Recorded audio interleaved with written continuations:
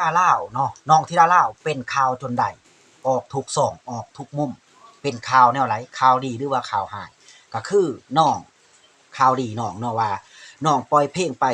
จากใจคนลาวถูกใจคนทั้งประเทศโอ้โหสุดยอดเนาะสุดยอดคือว่าทรงเว้าตะกี้เนาะว่าน้องนี่สิได้ไปร้องเพลงอยู่ที่หลายๆช่องบ่ว่าจะเป็นช่อง3ช่อง7ช่องอิหยังก็แล้วแต่ช่องครูสลาช่อง31หยังก็แล้วแต่คือบ่ทรงเว้าเนาะน้องนี่ก็สิได้ไปแน่นอนเพราะว่าน้องมันมีเสียงเอกลักษณ์แล้วก็เสียงมีเสน่ห์เสียงหวานเสียงอ่าลูกคอเป็นสั้นๆเนาะถือว่าคือเพลงนี้จากใจคนลาวนี่โอ้โหปล่อยไปมือเดียวเป็นแสนวิวเนาะคือบ่ทรงเว้าเนี่ยมั่นใจมั่นใจในเสียงน้องมั่นใจในเสียงน้องและทุกคนมีความคิดเห็นแบบไรว่าน้องสิได้ไปบ่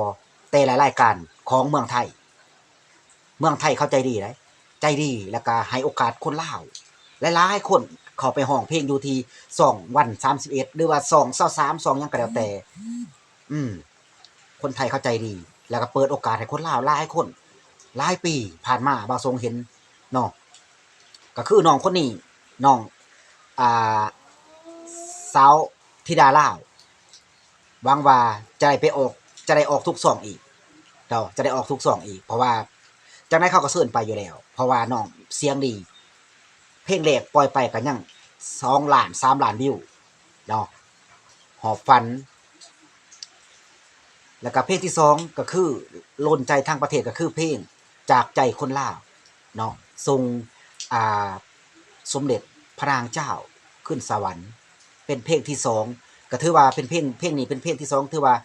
ลั่งกว่าเพลงที่1อีกเนาะลั่งกว่าเพลงที่1แล้วก็ขอให้น้องพัฒนาไปเรื่อยๆเนาะขอให้น้องพัฒนาไปเรื่อยๆหวังว่าน้องนี่จะไปไกลแน่นอนไปไกลแน่นอนเพราะว่าน้องเดี๋ยวนี้ประเทศไทยประเทศลาวนิยมชมชอบน้องธิดาลาวเนาะบ่ว่าจะเป็นอ่าทางไหนก็แล้วแต่เดี๋ยวนี้เขาอ่ามักเบิ่งแต่น้องเนาะเป็นอันลับที่สมว่าเป็นที่4ที่5ก็ว่าได้ก็คือเพลงปล่อยไปเมื่อกี้นี่เป็นเพลงจากใจคนลาว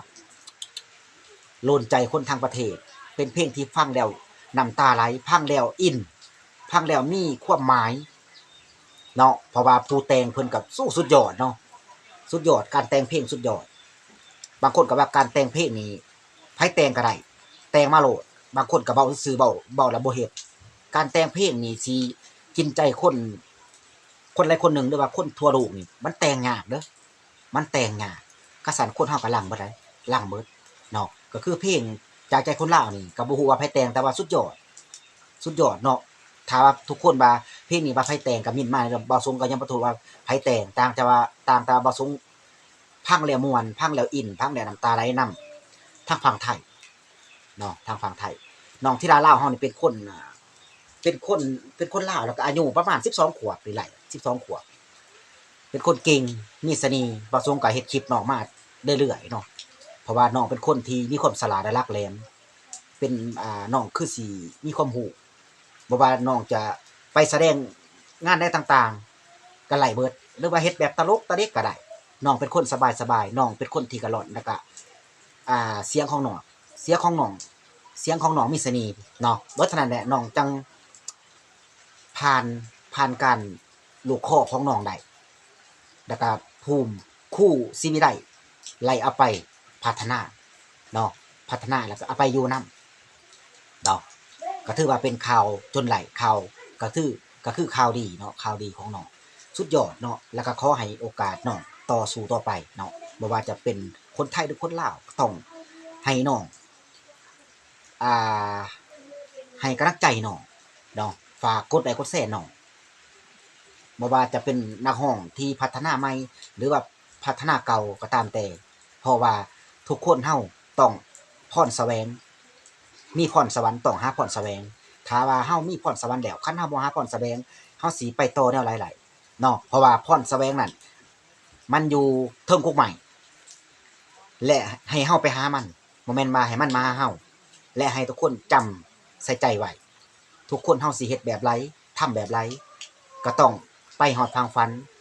บ่แม่นว่าเฮา เฮาเฮ็ดไรแล้วให้เขามาเอิ้นเขาก็บ่มาดอกเฮาก็ต้องไปหามันเนาะเพราะว่าความสำเร็จนั้นมันจังมีจริงเนาะก็คือน้องธิดาลาวเฮาเนาะก็ขอให้น้องธิดาลาวเฮาไปอีกไกลๆเนาะหวังว่าน้องคนนี้สิไปหลายๆช่องหลายๆช่องช่อง3ช่อง7ช่อง9ช่องหม่ำจุกมุกช่องอิหยังก็ตามแต่น้องนี่ได้ไปแน่นอนมั่นใจ100%เนาะมั่นใจ100%ว่าน้องธิดาลาวเฮานี่สิได้ไปเพราะว่ากระแสของน้องนี่มาแรงเนาะกระแสของน้องนี่มาแรงติดอันดับ1ในเดี๋ยวนี้ก็ว่าได้เนาะเพราะว่าเป็นคนที่อายุน้อยแล้วก็คนลาวคนหนึ่งที่ไปอยู่ไทยแล้วก็สร้างผลงได้ดีเนาะสร้างผลงานได้ดีแล้วก็มีอันดับหมายความว่าระดับแนวไหนระดับที่ว่าเพลงของน้องที่โดนใจทั้งประเทศเนาะแล้วก็ทุกคนมีความคิดเห็นแบบไรกับเรื่องน้องธิดาลาวเฮาว่าน้องสิได้ไปหลายๆช่องบ่มั่นใจ100%ว่าน้องสิได้ไปช่อง3 2 7 2 31 2 23ช่องเพลงต่างๆเนาะน้องได้ไปแน่นอนเพราะน้องเป็นคนหลังเนาะเพราะน้องเป็นคนหลังแล้วเดี๋ยวนี้แล้วก็ขอให้น้องสู้ต่อไปน้องอย่าท้ออย่าถอยเนาะสู้เพื่ออนาคตสู้เพื่อพ่อแม่สู้เพื่อครอบครัวเนาะก็คือน้องวางไว้แหละเนาะก็ขอให้ทุกคนฝากกำลังใจให้น้องเนาะแล้วก็ขอให้ทุกคนที่เข้ามารับชมรับฟังก็ขอให้กดไลค์และกดหัวใจกดคอมเมนต์มาขอคนละคอมเมนต์เนาะก็แล้วกันขอให้อยู่ดีมีแรงเบิดสุขทุกคนบ่ว่าจะเป็นคนไทยและคนลาวเนาะก็แล้วกัน